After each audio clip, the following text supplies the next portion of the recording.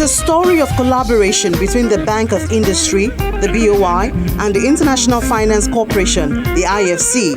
The story has its focus on industrialization as a key pillar of economic diversification. This and more are captured in the sessions. We aim to cover 3 key sessions today. Session 1 focuses on industrialization as a pathway for economic diversification.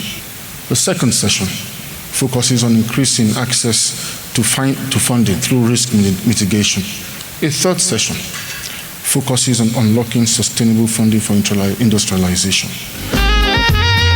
But before the sessions begin, the Regional Vice President of IFC for Africa, Mr. Sergio Pimenta, sets the tone with his keynote address. The content of his address is the findings of the new IFC report on Nigeria's credit infrastructure reform. This report found that the Credit Reporting Act and the National Collateral Registry have increased access to finance for borrowers. According to the 30 financial institutions surveyed for this report, the number of borrowers accessing formal loans increased significantly in the years from the most recent credit reforms up until 2020.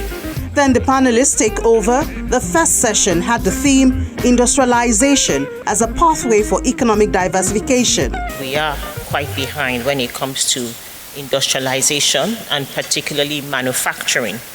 This has a significant impact on the healthcare sector. We are a sector that is extremely import dependent. The first element which you mentioned is policy, very clear and directional, intentional as well. What exactly do we want to achieve?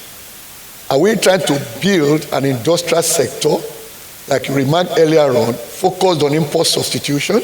The second session is on increasing access to funding through risk mitigation. What we also do with the partial risk guarantees and corporate guarantees or credit risk guarantees. So we also work with that also as a way of mitigating this risk. Some of the options shared for funding sustainable industrialization at the end of the conversations include private capital funding as well as green funding.